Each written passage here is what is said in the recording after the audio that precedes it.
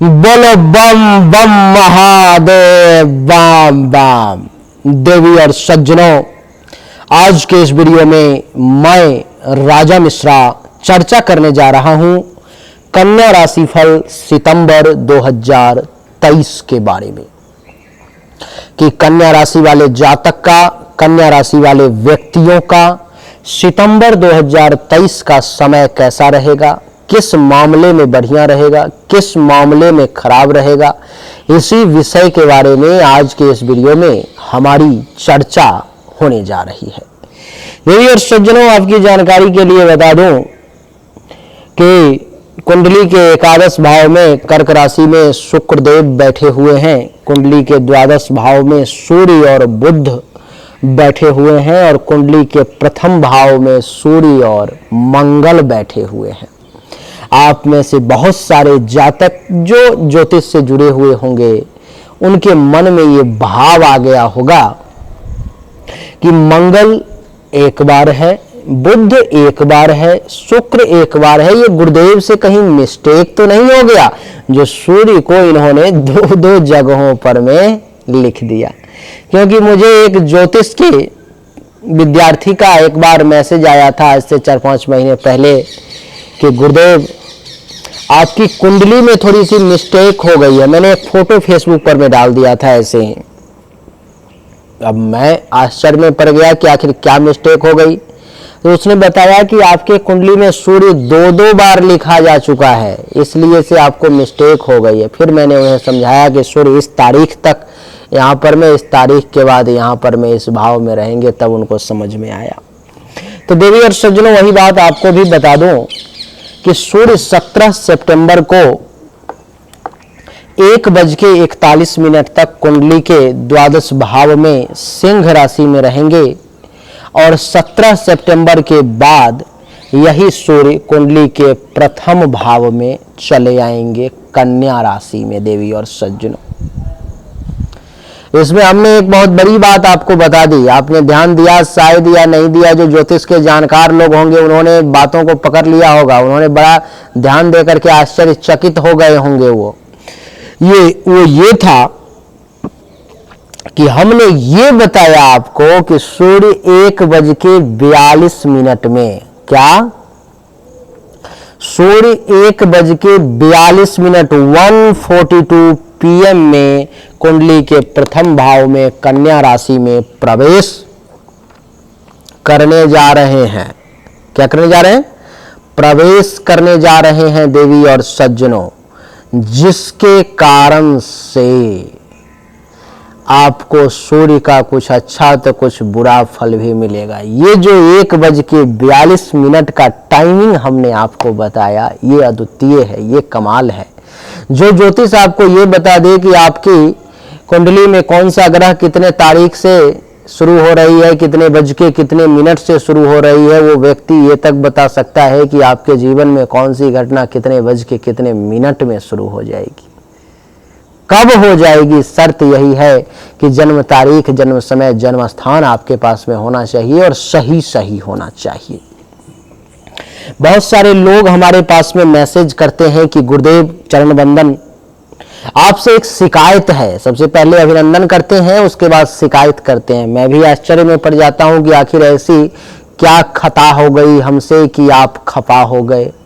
तो उनमें से लोगों का कहना होता है गुरुदेव आपके द्वारा अथवा यूट्यूब पर में सभी ज्योतिषों के द्वारा जो जानकारी दी जाती है गोचर के फल की, राशि फल की, मासिक, वार्षिक, उसमें जो अच्छा फल बताया जाता है वो हमारे साथ नहीं होता, और जो बुरा फल बताया जाता है वो बढ़ चढ़ करके ज्यादा से ज्यादा मात्रा में हमारे साथ वो घटनाएं घटित हो जाती हैं गुरुदेव। तो इसका अर्थ क्या हम ये समझें जो ज्योतिष में जो बुरी चीजें हैं उसी का प्रिडिक्शन किया जा सकता है, अच्छी बातें नहीं बताई जा सकती, अच्छी बातें लागू नहीं होती? ऐसा नहीं है, ऐसा कदापि नहीं है। अगर ये सबके साथ ऐसा नहीं होता, बहुत कम लोगों के साथ, 40-50% लोगों के साथ ही ऐसा होता है। इसका कारण क्या है? इसका कारण ये है देवी और सज्जनों कि आपके मूल जन्म कुंडली में किसी ऐसे ग्रह की महादशा अंतरदशा चल रही है जो ग्रह आपके जन्म कुंडली के छठे, आठवें अथवा द्वादश भाव में बैठा हुआ है, या वो ग्रह इस कुंडली में मारक अवस्था में है, या वो ग्रह इस कुंडली में कहीं भी बैठा हुआ है लेकिन नीच का है, अथवा किसी पापक ग्रह के साथ है, अथवा कोई और कंडीशन लागू हो रहा है जिसके कारण से आप चाह करके भी अच्छा फल नहीं ले पा रहे। देवी और सज्जनों, ये कैसे पता चलेगा कि कौन से ग्रह का समय चल रहा है, वो अच्छा है या बुरा? उसके लिए क्या उपाय किया जाए जिससे कि वो बुरा फल दब जाए और अच्छा फल ज्यादा से ज्यादा मात्रा में मिलना शुरू हो जाए? तो देवी और सज्जनों, उसके लिए आपको दिए गए व्हाट्सएप नंबर पर में अपनी जन्म तारीख, जन्म समय, जन्म स्थान भेजना है। अगर दोनों संभव हो तो दोनों हाथ की हथेली का फोटो खींच करके भी साफ साफ हाथ धो करके भेजना है। वहां पर में आपको जो उचित शुल्क है वो जमा करेंगे, आपको सही जानकारी मिलेगी और जब आपकी बीमारी की पकड़ हो जाएगी, जब उसका समाधान बता दिया जाएगा तो आप कुछ दिन करके देखेंगे आपको अपने आप में बहुत बेहतर महसूस होगा, बहुत ज्यादा बेहतर। आइए देवी और सज्जनों, अब चर्चा को आरंभ करें और समझने का प्रयास मैं भी करूं और आपको भी समझाने का प्रयास करूं कि इसको डिकोड करने की कोशिश करते हैं, इसके भाषा को समझने का प्रयास करते हैं कि यहाँ पे बैठा हुआ ग्रह आपके लिए इस महीने में कैसा परिणाम देने वाला है। देवी और सज्जनों, जिस किसी भी व्यक्ति का जन्म राशि कन्या है, उसके जन्म कुंडली में जहां पर में 6 लिखा हुआ होगा पूरे जन्म कुंडली में, वहां पर में चंद्रमा लिखा हुआ होगा। जिसको अपनी जन्म कुंडली की कोई जानकारी नहीं है, नाम के अक्षर के आधार पर में जानता है, तो उसके नाम का अक्षर बता दूं। सबसे पहले उसके नाम का अक्षर क्या क्या हो सकता है? ये पहला अक्षर सिर्फ है टो, पा, पी, पू, मूर्धन्य ष, वरिनो, ठ, पे, पो।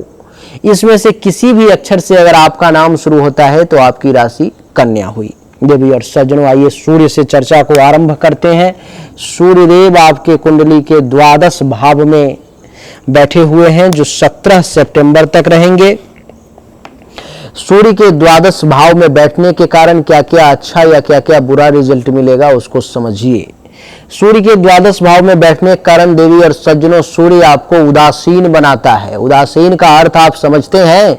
उदासीन का अर्थ होता है कि न्यूट्रल।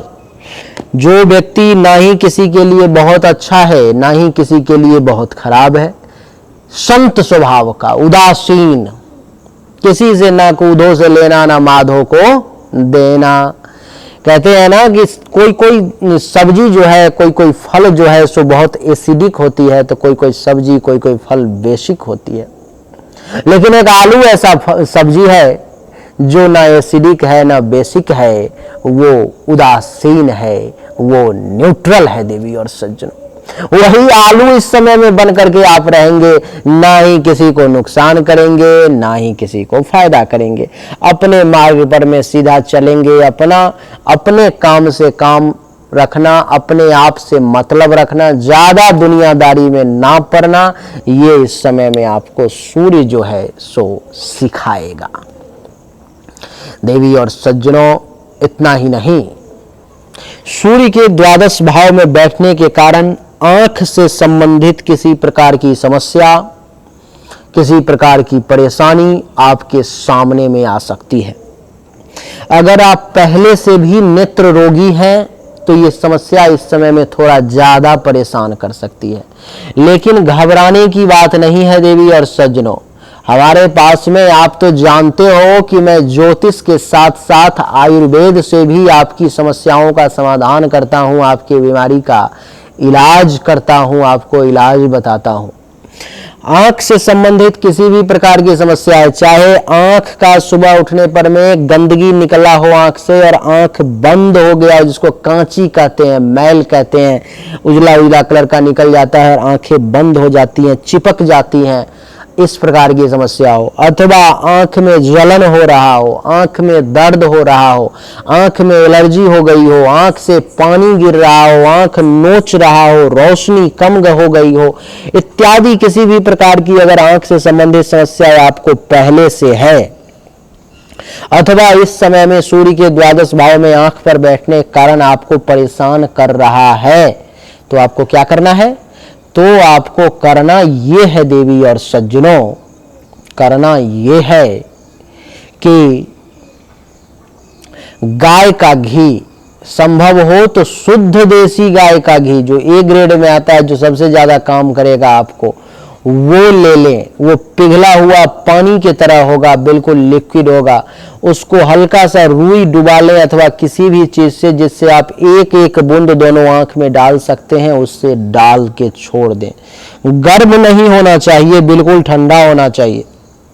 कुछ दिन करके देखें, आंख से संबंधित जितनी भी परेशानी है वो मात्र गाय के एक एक बूंद घी देने से वो समस्या समाप्त हो जाएगी। ये कोई साधारण उपाय नहीं है, इससे किसी भी प्रकार की परेशानी नहीं है, कोई इसका साइड इफेक्ट नहीं है, कोई नुकसान नहीं है, सिर्फ और सिर्फ फायदा ही है।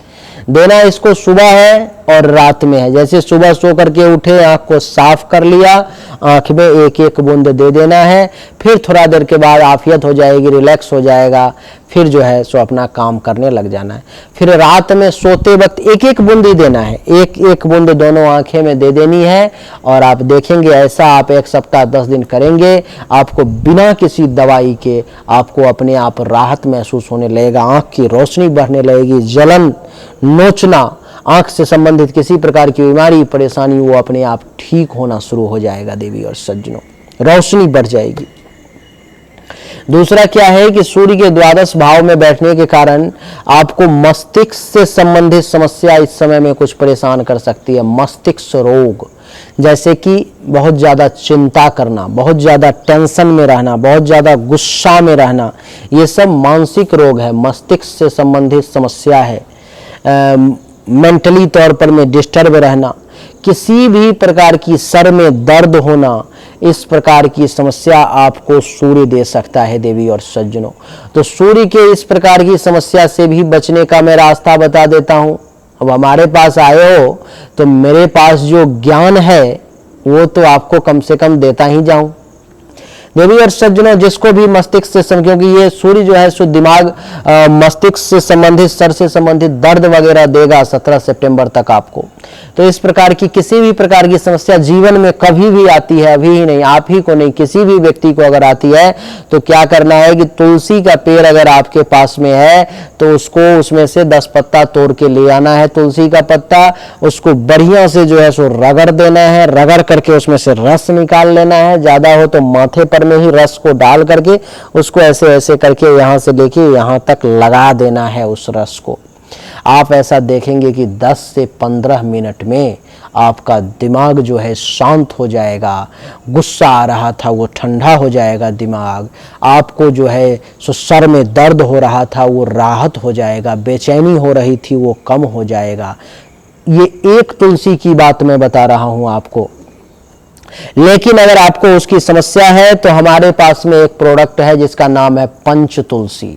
आप पंच तुलसी मंगवा सकते हो। पंच तुलसी मात्र 299 रुपए की है देवी और सज्जनों। जिसको भी दिमाग में, मस्तिष्क में दर्द होता रहता है, कभी कभी रैंडम दर्द शुरू हो जाता है, गैस ज्यादा बनती है, पिंपल्स वगैरह आते हैं, चर्म रोग वगैरह है, कहीं पर में भी दर्द होता है, कब्ज की शिकायत है, 48 से 50 प्रकार के बीमारी में ये पंच तुलसी हमारे द्वारा जो आपको दी जाती है, हजारों लाखों लोगों ने इसका, सस्ता है तो सब लोगों ने इसका फायदा लिया है।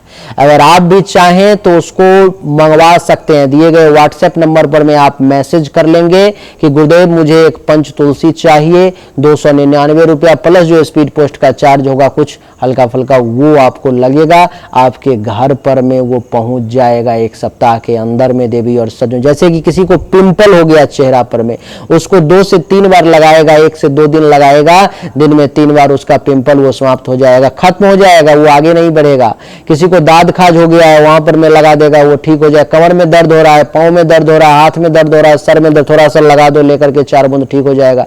गैस बन रहा है, 10 बूंद पानी में, गर्म पानी में डाल करके पी लो, सुबह सुबह ठीक हो जाएगा। डेली गैस बनता रहता है, उसको रूटीन में ले लो, पीना शुरू कर दो, 1 सप्ताह 10 दिन पियो, गैस बनना समाप्त हो जाएगा। 48 से 50 प्रकार की बीमारियों को देवी और सज्जनों वो ठीक करता है। तो आप मंगवाना चाहें तो व्हाट्सएप नंबर सामने में, उस पर मैं लिख करके मैसेज करें, गुरुदेव मुझे एक पंच तुलसी चाहिए, मेरा एड्रेस ये है, पिन कोड और मोबाइल नंबर के साथ आप भेज दें। तो मस्तिष्क रोग को जो है ये देवी और सज्जनों आपको ठीक कर देगा। दूसरा कि कुंडली के द्वादश भाव में बैठा हुआ सूर्य आपको आलसी बनाने का प्रयास करेगा। इस समय में कुछ भी करने में आपको शरीर में जो है आलस्य हो, हाफी वगैरह, उबासी वगैरह जो आती है ना, वो ज्यादा आएगी। काम करने की इच्छा नहीं होगी, ऐसा लगेगा कि छोड़ो यार आज नहीं कल कर लेंगे। मन का काम के प्रति जो जागरूकता चाहिए वो आपको नहीं देखने को मिलेगी, यानी कि जागरूकता की कमी आपको महसूस होगी। देवी और सज्जनों, तो आलस्य का त्याग निश्चित तौर पर में करें, नहीं तो ये सूर्य जो है सो आपको परेशान बहुत ज्यादा करेगा। आलस्य कहते हैं जिस व्यक्ति को आलस्य हो जाता है, जो व्यक्ति आलसी प्रवृत्ति का हो जाता है, वो जीवन में कुछ भी हासिल नहीं कर पाता, कुछ भी अचीव नहीं कर पाता, वो बस आलस्य ही आलस्य करता रह जाता है। तो आलस्य का त्याग करें। दूसरा कि सूर्य द्वादश भाव में जो बैठा हुआ है 17 सितंबर तक, वो आपको अपने धरती से, अपने देश से, अपने गांव से, अपने शहर से, अपने मातृभूमि से कहीं दूर भेज सकता है, कहीं दूसरे जगह भेजने का प्रयास कर सकता है, प्रवासी बना सकता है आपको। प्रवासी का अर्थ है परवासी, यानी कि अपना जगह को छोड़ के कहीं दूसरे जगह जाना, चाहे वो दूसरा गांव हो, शहर हो, राज्य हो अथवा देश ही क्यों ना हो। सूर्य उस व्यक्ति के लिए बहुत बढ़िया है द्वादश भाव में अभी 17 सितंबर तक। जो लोग विदेश जाने की तैयारी कर रहे थे, जिनको अनेक प्रकार की बाधाएं, रुकावटें आ रही थी, वो लोग इस समय में जी जान से लग जाएं। आपके लिए सूर्य 17 सितंबर तक विदेश जाने का भी योग बना देगा। आपके लिए बता दूं कि आपके जो फ्रेंड हैं, मित्र हैं, दोस्त हैं, वो इस समय में आपसे द्वेष रख सकते हैं, वो इस समय में आपके साथ संबंध अच्छा नहीं रखेंगे, वो आपके साथ जो है इस समय में जलन की भावना रखने का प्रयास करेंगे। अगर आपके साथ दिखावटी संबंध बढ़िया रखते भी हैं तो मन ही मन इस भाव में रहेंगे, इस चक्कर में रहेंगे, किस प्रकार से इसको नुकसान कर दिया जाए, किस प्रकार से इसके काम को बिगाड़ दिया जाए, किस प्रकार से इसको उलझनों में फंसा दिया जाए, इत्यादि विभिन्न प्रकार की समस्याएं आपके सामने में वो ला करके रख सकते हैं। तो देवी और सज्जनों, उस मामले में थोड़ा सा सतर्क रहना है। आपकी जानकारी के लिए बता दूं कि सूर्य जो है सो द्वादश भाव में बैठने के कारण आपके शरीर को थोड़ा सा काला कर सकते हैं। आपका शरीर अगर उजला है, गोरा है, आप बहुत गोरे हैं, तो 17 सितंबर तक थोड़ा सा रंग आपका डाउन हो सकता है, मध्यम पड़ सकता है, आपका रंग थोड़ा सा काला जो है सो हो सकता है। उस पर में बहुत ज़्यादा चिंतन नहीं करना है, बहुत ज़्यादा परेशान नहीं होना है। 17 सितंबर के बाद यही सूर्य जब देवी और सज्जनों कुंडली के प्रथम भाव में आ जाएंगे, तो प्रथम भाव में जैसे ही 17 सितंबर के बाद 1:42 से सूर्य आएंगे, तो सबसे पहले आपको स्वाभिमानी बनाएंगे। आपके अंदर स्वाभिमान जागृत हो जाएगा। कन्या राशि के लोग इतने अच्छे होते हैं, इतने सोबर, इतने बढ़िया होते हैं, क्या बताऊं आपको। बहुत ही सभ्य शरीफ व्यक्ति में कन्या राशि वालों की गिनती होती है, लेकिन इस समय में 17 सितंबर के बाद एक स्वाभिमान जागृत हो जाएगा। बहुत सारे लोग उसको अभिमान भी मान लेंगे। बहुत सारे लोगों को ऐसा लगेगा कि ये जो व्यक्ति है बड़ा अहंकारी है, बहुत घमंडी व्यक्ति है। देवी और सज्जनों, ऐसा आपको अनुभव हो सकता है। कुंडली के प्रथम भाव में सूर्य के बैठने के कारण स्वाभिमान के साथ साथ मस्तक पर में सूर्य विराजमान है, तो गुस्सा ज्यादा आएगा। क्रोध जो है सो देवी और सज्जनों आपको ज्यादा परेशान करने की कोशिश कर सकता है। इसलिए इस समय में मेरे तरफ से आपके लिए एक विशेष सलाह है कि क्रोध को कंट्रोल करें, गुस्से को कंट्रोल करके रखने की कोशिश करें, नहीं तो इसमें दूसरा किसी का नुकसान नहीं है, नुकसान सिर्फ और सिर्फ आप ही का है। देवी और सज्जनों, तो गुस्सा पर में कंट्रोल करें, अपने क्रोध पर में कंट्रोल करें। आपको जो ये जो सूर्य है यहाँ पर में बैठा हुआ, ये आपको वात और पित्त का रोगी भी बना सकता है 17 सितंबर को 1:42 के बाद से।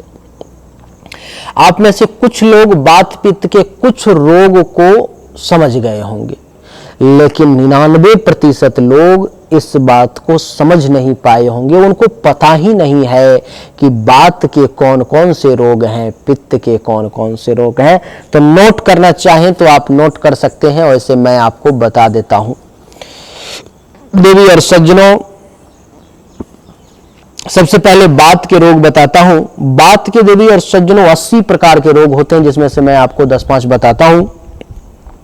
जैसे कि बात के रोग में फीवर आ जाता है, बुखार, घुटना में दर्द, कमर में दर्द, कहीं भी जोड़ में दर्द, शरीर के किसी भी हड्डी के जोड़ में दर्द, सर्वाइकल की समस्या, लकवा, गठिया, हाथ पैर कांपना, पूरे शरीर में सूजन, कहीं भी दबाने पर गड्ढा हो जाना, लिंग दोष, नामर्दी, इंद्री में लूजपन, नसों में टेढ़ापन, छोटापन, उत्तेजना की कमी, मंद बुद्धि, वीर्य की कमी, बुढ़ापे की कमजोरी, मिर्गी, चक्कर, एकांत में रहना ज्यादा पसंद करना, ये सब बात के रोग हैं। पित्त के रोग कौन कौन से हैं, जिसमें से कोई भी बीमारी आपको परेशान कर सकती है, जैसे कि पेट का दर्द, पेट का फूलना, पेट में ममोड़, गैस, खट्टी ढकारें, एसिडिटी, अल्सर, पेशाब, जलन, रुक रुक कर बूंद बूंद बार बार पेशाब आना, पथरी, शीघ्र पतन, स्वप्न दोष, लार जैसी घात का गिरना, शुक्राणु की कमी, बांझपन, खून का गिरना, लिकोरिया, गर्भाशय, ओवरी में छाले, अंडकोश का बढ़ना, एलर्जी, खुजली, शरीर में दाने, शीत निकलना, सिर दर्द, मधुमेह से उत्पन्न शीघ्र पतन की कमजोरी, इंसुलिन की कमी, पीलिया, खून की कमी, बवासीर, सफेद दाग, माहवारी का कम ज्यादा होना, ये सब पित्त के रोग हैं देवी और सज्जनों। तो बात और पित्त दोनों के रोग आपको हमने बताए, बहुत कम लोग जानते हैं, नहीं जानते। ज्योतिष तो बिल्कुल ही नहीं जानते, क्योंकि मैं आयुर्वेद पर मैं रिसर्च कर रहा हूं, इसीलिए मुझे इसके बारे में जानकारी है और मैं आपको आयुर्वेद की जानकारी भी साथ में देता रहता हूं। तो इसमें से किसी भी प्रकार के बात और पित्त की समस्या, कोई भी समस्या जो हमने आपको बताया उसमें से आपको परेशान कर सकता है, तो सावधान रहें। जब भी ऐसा कुछ समस्या परेशानी आए तो जो तुलसी मैंने बताया है आपको, उसका प्रयोग में ले लें, राहत हो जाएगा। देवी और सज्जनों, सूर्य के प्रथम भाव में बैठने के कारण चंचलता आपके अंदर ज्यादा आ जाएगी। एक जगह रुक करके टिक करके काम करना, किसी एक काम में मन लगाना, वो आपके बस की बात इस समय में नहीं होगी। इस समय में जो ये जो सूर्य है सो आपको 17 सितंबर से पहले तो प्रवासी वो सूर्य बना ही रहा था, ये भी प्रवासी बना रहा है। इसकी भी इच्छा है कि आप अपने गांव शहर को छोड़ करके कहीं दूसरे जगह चले जाओ, कहीं दूसरे जगह जाकर के काम धंधा करो। ये भी जो है सो आपके शरीर को थोड़ा सा काला करने की कोशिश करेगा, आपके चेहरे को काला करने का प्रयास करेगा, आपके रंग को डाउन करने की कोशिश करेगा सूर्य। दूसरी बात बता दूं कि नाक आपका इस समय में बहुत सुंदर दिखेगा और मस्तक पर में एक गजब की तेज होगी, एक गजब का ललाट पर में चमक होगा, बड़ा सुंदर दिखेगा।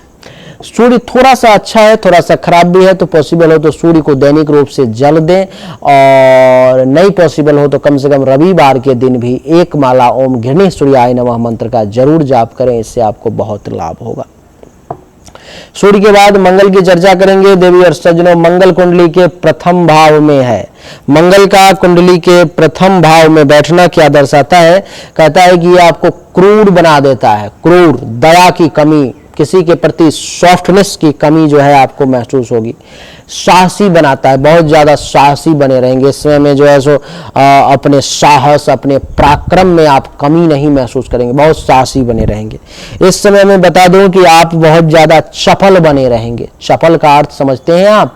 चपल का अर्थ है देवी और सज्जनों कि एक जगह रुक करके टिक करके काम करने में परेशानी, दौड़ के यहाँ दौड़ के वहां, चंचल जो हमने आपको बताया वो ये चपल का मंगल भी आपको बनाने का प्रयास करेगा।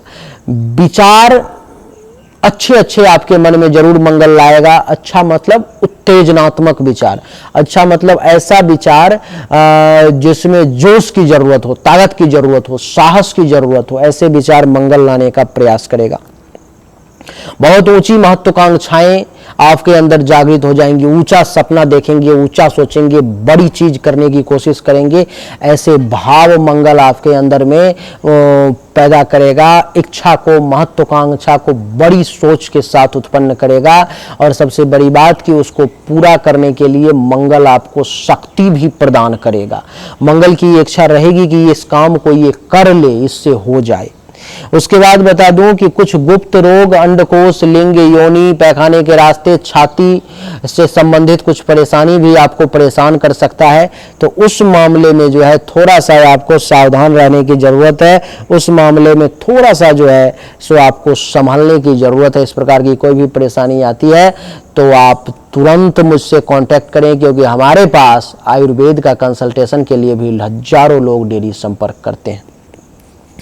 देवी और सज्जनों, अगर मंगल के बैठने के कारण आपको जो है सो लोहा से अथवा पत्थर से चोट लग सकता है, ऐसी संभावना है, तो थोड़ा सा सतर्कता, सावधानी बनाए रखें तो बढ़िया रहेगा। बिजनेस व्यवसाय में मंगल कुछ आपको नुकसान भी करवा सकता है, किसी प्रकार का कोई हानि भी करवा सकता है, तो उस मामले में थोड़ा सा सावधान रहेंगे तो ज़्यादा बढ़िया रहेगा। मंगल से जो है थोड़ा सा सावधानी बरत के चलें तो बहुत अच्छा रहेगा। देवी और सज्जनों, मंगल के बाद बात करेंगे बुध की। बुध आपके कुंडली के द्वादश भाव में बैठा हुआ है।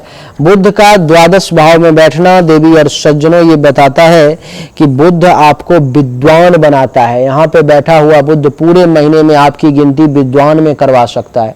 आपके अंदर ज्ञान जो है सो अपने आप ज्ञान का किरण बिखरेगा। आप ज्ञान को धारण करेंगे, आप विद्या को धारण करेंगे, और जब उसको प्रेजेंट करेंगे तो लोग आपके ज्ञान के प्रति, आपके विद्या के प्रति मर्माहत हो जाएंगे। उनको ऐसा सोचने पर में ये बुद्ध विवश कर देगा कि ये जो व्यक्ति है सो भाग्य इसके साथ दे रहा है या ना दे रहा है, लेकिन विद्वान ये जरूर है। ये ऐसा लोगों को मानना पड़ेगा। देवी और सज्जनों, आपकी जानकारी के लिए बता दूं कि बुध का द्वादश भाव में बैठना आपको बुध भी आलसी बनाएगा। विद्या तो देगा लेकिन आलस से ज्यादा प्रदान करेगा, आलसी ज्यादा बनाएगा ये बुध आपको, जिसके कारण से मन में होगा कि ये काम चलो आज नहीं तो आज करे सो कल कर, कल करे सो परसों, यानी कि काम को टालने की आदत ये बुध देगा आपको। मैं बता दूं कि बुध के कारण जो है सो अल्पभाषी, कम बोलेंगे आप,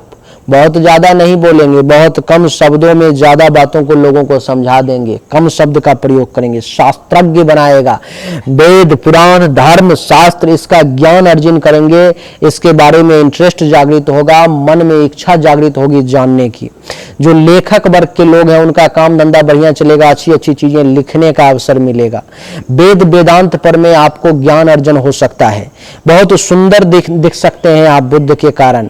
वकील जो है उनका काम धंधा बढ़िया चलेगा। संत महात्मा, ऋषि मुनि, ब्राह्मण, आचार्य जिनका आशीर्वाद मिलेगा, और जो लोग धर्म से जुड़े हुए हैं और धर्म से संबंधित जिनका व्यवसाय है उनका काम धंधा भी बढ़िया चलेगा। बात करेंगे शुक्र की। शुक्रदेव आपके कुंडली के एकादश भाव में बैठे हुए हैं देवी और सज्जनों, जिसके कारण से एकादश भाव में शुक्र के बैठने के कारण आप भोग विलास खूब करेंगे। इस समय में शुक्र आपको भोग विलास, सुख सुविधा की सारी सामग्री आपको प्रदान करेगा। जितना भोग करना है, जितना विलास करना है करो, कोई दिक्कत नहीं है। शुक्र जो है आपको वाहन का सुख देगा, जैसा मन था गाड़ी चढ़ने का, जैसा वाहन चलाने का मन था वो वाहन का सुख देगा। शुक्र जो है सो आपको स्थिर लक्ष्मी प्रदान करेगा। ऐसा नहीं कि आज 10 रुपये आ गया और फिर चला गया, नहीं, ऐसा पैसा जो आपके पास में टिके, लंबे समय तक रहे, ऐसा धन, चाहे वो जमीन हो, मकान हो, गाड़ी हो, जो आपके पास में टिके। ऐसा नहीं कि आया और गया वाली बात नहीं। तो स्थिर धन की आपको जो है सो प्राप्ति होगी। देवी और सज्जनों, इतना ही नहीं, आपकी जानकारी के लिए बता दूं कि इस समय में शुक्र आपको लोकप्रिय भी बनाएगा। समाज में ज्यादा से ज्यादा लोग आपको पसंद करेंगे, ज्यादा से ज्यादा लोग आपके बारे में जानना चाहेंगे, ज्यादा से ज्यादा लोग आपको लाइक करेंगे। शुक्र जो है आपको परोपकारी बनाएगा, दूसरे की खूब मदद करवाएगा। शुक्र आपसे, शुक्र आपको जाहुरी वर्ग के जो लोग हैं, हीरे की परख, रत्न की परख जिनको होती है, उनको और आगे बढ़ाएगा। शुक्र आपको धनवान बनाएगा, धन के मामले में बहुत आगे बढ़ाएगा। शुक्र आपको गुणज्ञ बनाएगा, बहुत सारे गुण आपके अंदर प्रवेश होंगे, निखर करके सामने आएंगे। शुक्र आपको काम और वासना में जो है सो लिप्त करवा सकता है, उधर ध्यान आपका ज्यादा जा सकता है। शुक्र के कारण इस समय में आपका प्रेम संबंध बढ़िया चल सकता है। शुक्र के कारण आपको जो है सो संतान आपकी आज्ञा का पालन करेंगी, माता पिता बनने का अवसर मिल सकता है, ऐसी खुशखबरी आपको प्राप्त हो सकती है। तो शुक्र का रिजल्ट बढ़िया है।